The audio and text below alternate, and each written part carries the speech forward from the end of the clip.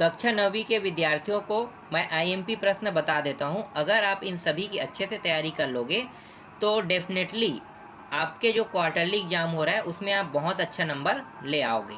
तो चलो मैं आपको बताता हूं। पहला प्रश्न देखो, पदार्थ की कितनी अवस्थाएं होती है? तो पदार्थ की 3 अवस्थाएं होती है। पहला ठोस, दूसरा द्रव, तीसरा गैस। इसीलिए आपको बी ऑप्शन को टिक करना है।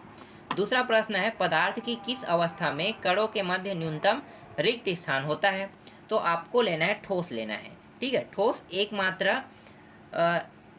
एकमात्र ऐसा अवस्था है जिसमें जो कण है ना वो एक साथ जुड़े हुए रहते हैं, इसीलिए तो ठोस कहलाता है वो। अगर कण जो है वो दूर दूर होता तो गैस होता, और सबसे अधिक दूर दूर में रहता है ये गैस में। इसीलिए आपको आंसर क्या लेना है? ठोस लेना है, क्योंकि सबसे पास ठोस में ही होता है। तीसरा प्रश्न, पदार्थ किस अवस्था में किसी वस्तु का एक निश्चित आकार, स्पष्ट सीमाएं एवं नगण्य संपीडनता होती है? तो इसमें आपको आंसर लेना है, तीसरा में अ लेना है, ठोस लेना है। सर्वाधिक विसरण गुण वाला पदार्थ, तो चौथा में आपको लेना है द लेना है, गैस को कहते हैं। पदार्थ की वह अवस्था जिसमें द्रव का आकार नहीं परंतु आयतन निश्चित होता है। तो आयतन निश्चित होता है तो यहाँ पे आपको द्रव्य लेना है। क्यों लेना है द्रव्य? देखो, जब पानी को मैं एक जगह से दूसरे जगह ले जाता हूँ या एक गिलास से दूसरे गिलास में ले जाता हूँ तो आसानी से चला जाता है, लेकिन पानी जितना है उतना ही रहेगा ना। इसीलिए आयतन जो है वो सेम रहता है, लेकिन उसका आकार जो है बदलते रहता है। इसलिए आपको क्या लेना है? द्रव लेना है। आगे देखो, न्यूनतम विसरण का गुण पाया जाता है, तो किसमें पाया जाता है भाई? तो इसका आंसर आपको लेना है, ठोस लेना है। गैस के किस गुण के कारण उन्हें सिलेंडर में भरकर रखा जाता है? तो आंसर आपको यहाँ पे अ लेना है, संपीडनता लेना है। ठीक है। बर्फ का गलनांक, देखो दो टॉपिक होता है, गलनांक एक क्वथनांक। गलनांक जो होता है वो 0 डिग्री तापमान को कहते हैं। तो 0 डिग्री तापमान केल्विन में 273.15 केल्विन होता है। तो यही क्या होगा? इसका आंसर होगा। इसके बाद 9वां प्रश्न देखो, निम्नलिखित में से अधिक संपीड़न होता है? तो इसका आंसर आपको लेना है ऑक्सीजन लेना है। ठीक है। आगे देखते हैं रिक्त स्थान। रिक्त स्थान में देखो, जिस न्यूनतम ताप पर ठोस पिघलकर द्रव बन जाता है वह इसका खाली स्थान कहलाता है। तो ये क्या कहलाता है? गलनांक कहलाता है। ठीक है। जीरो तापमान आप उसे नहीं कह सकते, लेकिन द्रव जो बदलता है, अब एक आने पर क्या होता है भाई? 0 के बाद वो नॉर्मल रहेगा ना, तो गलनांक ही आपको यहाँ पे आंसर लेना है। चलो आगे देखो, बर्फ का गलनांक खाली स्थान के होता है, तो वही आपको क्या लेना है? 273.15 केल्विन ही लेना है। इसके बाद तीसरा देखो, केल्विन खाली स्थान का मात्रक है, तो ताप का मात्रक है। ठीक है, ताप नापने के लिए उपयोग किया जाता है। समझ में आ गया? आगे देखते हैं। ठोस कार्बन डाइऑक्साइड को खाली स्थान नाम से जाना जाता है, तो डाई ऑक्साइड के नाम से जाना जाता है। पदार्थ की कितनी अवस्थाएं भाई? खाली स्थान में 3 लेना है आपको। चलो आगे देखो, अब कॉलम मिला लेते हैं, सही जोड़ी मिलाओ। तो यहाँ पे देखो, अत्यधिक संपीड़न, इसको आपको किस में लेना है? इसको आपको लेना है डी में लेना है, गैस में। पदार्थ की अवस्था, पदार्थ की कितनी अवस्थाएं होती हैं? 3, तो आपको इसको सी में लेना है। बर्फ का गलनांक जो होता है वो होता है 273.15, इसलिए आपको आंसर ई में लेना है। डाइऑक्साइड, कार्बन डाइऑक्साइड को बोलते हैं, तो ठोस कार्बन डाइऑक्साइड लिखा है उसको लेना है। क्वथनांक मतलब जिसमें पानी जो है ना गर्म होने के बाद भाप बनने लगता है, वो होता है तापमान 273 केल्विन होता है। अब सत्यासत्य देख लेते हैं। गैसीय अवस्था में कणों की गति अनियमित और अत्यधिक तीव्र होती है, तो ये सत्य है कि असत्य कह रहा है? तो ये सत्य कह रहा है। वाष्पीकरण एक सतह की परिघटना है, ये भी सत्य है। ऊर्ध्वपातन प्रक्रम में ठोस पदार्थ गैस में परिवर्तित हुए बिना सीधे ही गैसीय अवस्था में आ जाता है, ये भी सत्य है। सतह क्षेत्र बढ़ जाने पर वाष्पीकरण की दर कम हो जाता है, ये गलत है। दाब बढ़ने पर तापमान घटने से गैस द्रव में बदल जाता है, ये भी सत्य है। अब एक शब्दों में उत्तर देख लेते हैं। तो जल का गलनांक केल्विन पैमाने पर कितना होता है? गलनांक की बात कर रहा है तो फिर वही आंसर आएगा, तो 273.15 केल्विन ही रहेगा। यहाँ भी 300 केल्विन तापमान का डिग्री सेल्सियस में क्या मान होता है? बहुत आसान प्रश्न है, 26.85 सेल्सियस होता है। तीसरा देखो, जल का क्वथनांक कितना होता है? तो जल का क्वथनांक मैं यहाँ पे सेल्सियस पे जानता हूँ, लेकिन ज़रूरी नहीं है कि आप सेल्सियस पे ही लिखो, ठीक है, केल्विन पे भी लिख सकते हो, लेकिन सेल्सियस मुझे याद है इसलिए मैं इसको 100 सेल्सियस लूँगा। पदार्थ मुख्यतः किन अवस्थाओं में पाया जाता है? तो ठोस।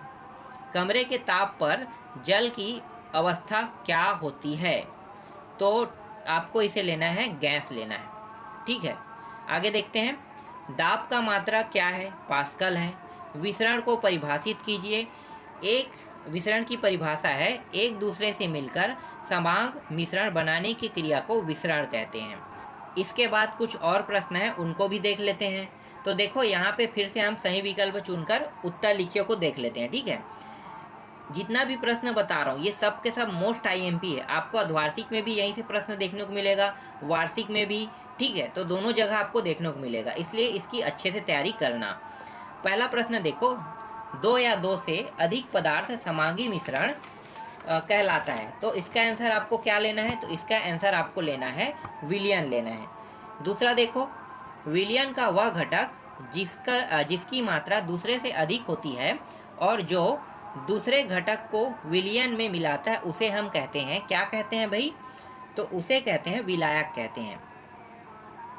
टिंचर आयोडीन के विलयन में विलेय है, तो इसमें आंसर क्या होगा? तो इसमें आंसर आपको लेना है आयोडीन लेना है, ठीक है। आयोडीन ही क्या है यहाँ पे? विलेय है। चलो आगे देखो, इसके बाद सोडा जल विलयन में विलेय होता है, तो यहाँ पे आंसर आपको लेना है कार्बन डाइऑक्साइड लेना है। नेक्स्ट प्रश्न है, वायु एक विलयन है, तो पांचवा में आपको आंसर क्या लेना है? गैस में गैस का, ठीक है। वायु है मतलब गैस में गैस का ही क्या हो रहा है? विलयन हो रहा है, ठीक है। विलेय विलयन दोनों हो रहा है। आगे देखो, निम्नलिखित में से कौन सा पदार्थ ऊर्ध्व पातित हो सकता है? तो छठवां में आपको आंसर लेना है द लेना है, उपरोक्त सभी, मतलब ये जो चारों ऑप्शन है वो सही हो रहा है। सातवां देखो, आयोडीन का टिंचर कीटाणुरोधी गुण रखता है, यह विलयन निम्नलिखित में से किसको घोलने पर बनता है? तो इसका आंसर आपको लेना है एल्कोहल में आयोडीन लेना है, ठीक है। द वाला ऑप्शन आपका आंसर सही रहेगा। मोमबत्ती का जलना है केवल रासायनिक परिवर्तन है, ठीक है। मोमबत्ती के जलना को हम रासायनिक परिवर्तन कहते हैं।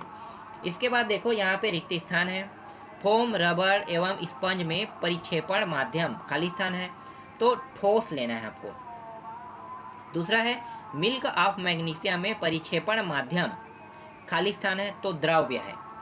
मैं आपको आगे बताऊंगा परिक्षेपण और परिक्षिप्त के बारे में। परिक्षेपण अलग है और परिक्षिप्त अलग है ना। चलो आगे देखो, टिंडल प्रभाव खाली स्थान विलयन द्वारा प्रदर्शित गुण है, तो यहाँ पे आंसर आपको लेना है कोलाइड लेना है। दो घुलनशील द्रवों के मिश्रण को खाली स्थान विधि से पृथक किया जा सकता है, तो इसका आंसर आपको लेना है आसवन विधि लेना है। डाई के घटक रंगों को खाली स्थान विधि से पृथक किया जा सकता है, तो इसका आंसर आपको क्या लेना है? इसका आंसर आपको लेना है क्रायोटोग्राफी लेना है। आगे देखो, कोलाइड एक खाली स्थान मिश्रण है, तो यहाँ पे विषमांगी लेना है। दूध एक खाली स्थान विलयन है, तो दूध जो है वो क्या है? कोलाइडी विलयन है ना। ग्रीक में कौमा का अर्थ, तो ये कौमा का अर्थ खाली स्थान होता है। चलो इसका उत्तर मैं बाद में दे दूंगा, ठीक है। इसके बाद देखो सही जोड़ी मिलाओ देख लेते हैं। तो यहाँ पे देखो ब्रोमीन जो है वो क्या है? ब्रोमीन को आपको लेना है अधातु में लेना है, क्योंकि वो एक अधातु है। जल जो है यौगिक है। तन्यता किस में होता है? धातु में होता है। तन्यता का गुण मतलब फैलने का, जब उसे पीटा जाता है तो फैलने लगता है, तो धातु लेना है। मिश्रण वायु को लेना है, क्योंकि वायु में कई प्रकार के तत्व मौजूद होते हैं, इसलिए वो मिश्रण है। कोलाइड आपको लेना है, यहाँ पे दूध को लेना है, ठीक है। आगे देखते हैं। इसके बाद देखो सत्य असत्य में आते हैं। निलंबन एक विषमांगी मिश्रण है, तो ये सत्य है कि असत्य है भाई? सत्य है। शुद्ध पदार्थ तत्व या यौगिक हो सकता है, असत्य है। मिश्रण में एक से अधिक पदार्थ अनिश्चित अनुपात में मिले होते हैं, ये सत्य है। यौगिक के गुण उनमें निहित तत्वों के गुणों से भिन्न नहीं होता है, ये असत्य है। मिश्रण में एक से अधिक पदार्थ निश्चित अनुपात में मिले होते हैं, ये सत्य है। ठीक है, अब यहाँ पे एक शब्द एक वाक्य में उत्तर देख लेते हैं। तो देखो यहाँ पे पहला प्रश्न है, मिश्र धातु पीतल के घटकों के नाम लिखिए। तो पीतल के से बनने वाले बताना है ना, तो एक तांबा और जस्ता दोनों को मिलाकर पीतल बनाया जाता है, तो ये इसका घटक है। इसके अलावा और कई घटक है, तो ये काफ़ी है इतना। कोहरा, बादल एवं कुहासा में परिक्षेपण माध्यम क्या होता है? तो परिक्षेपण माध्यम होता है गैस। ठीक है, क्योंकि ये सभी के सभी क्या है, गैस ही तो है ना। चलो आगे देखो, शेविंग क्रीम में परिक्षेपण माध्यम क्या होता है? परिक्षेपण माध्यम आपको लेना है, यहाँ पे द्रव्य लेना है। ठीक है, द्रव्य होता है शेविंग क्रीम में, ये हो गया ना। आगे देखो, दूध एवं फेस क्रीम में परिक्षिप्त अवस्था क्या होता है? तो परिक्षिप्त अवस्था की बात कर रहा है, इसका मतलब क्या है, ये भी द्रव्य ही आएगा। दूध किस फॉर्म में रहता है? लिक्विड, मतलब द्रव्य के फॉर्म में रहता है, पानी के फॉर्म में। ठीक है, तो यहाँ भी द्रव्य ही आएगा। मक्खन, यहाँ पे पांचवा, जेली एवं पनीर में परिक्षिप्त अवस्था क्या होता है? तो यहाँ पे आपको आंसर लेना है, परिक्षिप्त बोला है इसलिए आपको यहाँ पे द्रव्य लेना। अगर परिक्षेपण कहता तो ठोस लेते, क्योंकि ये बना तो जरूर है लिक्विड से, ठीक है, लेकिन ये रहता कौन सी अवस्था में? ठोस अवस्था में। तो बनने वाला अवस्था को हम परिक्षिप्त कहते हैं, और जिस अवस्था में रहता है वो, उसे हम परिक्षेपण अवस्था कहते हैं। ठीक है, तो परिक्षिप्त अवस्था इसका कौन सा है? परिक्षिप्त अवस्था द्रव्य है। और परिक्षेपण कहता तो क्या लेते? ठोस लेते। मक्खन परिक्षेपण अवस्था, यहाँ भी परिक्षेपण बोल रहा है, तो बना है ये लिक्विड वाले चीज़ से, इसीलिए यहाँ पे द्रव्य ही आएगा। और परिक्षेपण कह देता तो, एक सेकंड क्या बोल रहा है? परिक्षेपण बोल रहा है ना, तो यहाँ पे ठोस लेना है। ठीक है, ठोस लेना है। परिक्षिप्त अगर कहता तो आपको द्रव लेना है, परिक्षेपण मतलब जिस अवस्था में रहता है उसे हम ठोस कहते हैं, ठोस आएगा। वह विलयन जिसमें विलेय पदार्थ की मात्रा संतृप्त स्तर से कम है, तो यहाँ पे आंसर आपको असंतृप्त लेना है। और आठवां प्रश्न देखो, वह विलयन जिसमें निश्चित ताप पर विलेय पदार्थ की और मात्रा नहीं घुलती। ठीक है, नहीं घुलती, तो इसका आंसर होगा संतृप्त होगा। चलो आगे देखो, इसके बाद देखो आपको कौन से अध्याय देखना है पता है? पांचवा अध्याय, जो आपका क्वार्टरली एग्जाम का सिलेबस आया है, मैं उसी सिलेबस को आपको बता रहा हूँ। तो चलो आगे देखो, तो यहाँ पे दिया हुआ है, सही विकल्प चुनकर उत्तर लिखे। आत्महत्या की थैली के नाम से जाना जाता है, किसे जाना जाता है भाई? तो इसका आंसर आपको लेना है, लाइसोसोम को लेना है। ठीक है, कोशिका के खोजकर्ता के नाम बताओ, तो रॉबर्ट हुक है। पादप कोशिका भित्ति निर्मित होती है, तो यहाँ पे सेल्यूलोज द्वारा लिखना है आपको। ठीक है, इसके बाद गुणसूत्र निर्मित होते हैं, तो गुणसूत्र किस में निर्मित होते हैं? तो आपको आंसर लेना है यहाँ पे डीएनए, प्रोटीन, इन दोनों में होता है, तो उपरोक्त तो दोनों लेना है। ठीक है, इसके बाद आगे देखो, डीएनए के क्रियात्मक खंड को कहते हैं, क्या कहते हैं भाई? डीएनए के क्रियात्मक खंड को, तो उसे हम कहते हैं जीन कहते हैं। केंद्रकाय पाया जाता है, कहाँ पे पाया जाता है? तो आंसर आपको लेना है जीवाणु पे। इसके बाद सातवां है, क्रिस्टी पाई जाती है, तो क्रिस्टी जो है वो माइक्रोकांडिया में पाई जाती, माइटोकांडिया ना। केंद्रक के आधार पर कोशिका के प्रकार, तो केंद्रक के आधार पर कोशिका के दो प्रकार हैं। एक कोश की जीव का उदाहरण है, एक कोश की जीव का उदाहरण है अमीबा।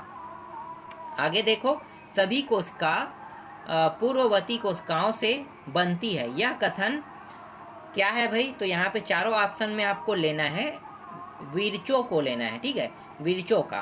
पौधों की पत्तियों में पाए जाने वाले हरे रंग का वर्णक क्या कहलाता है?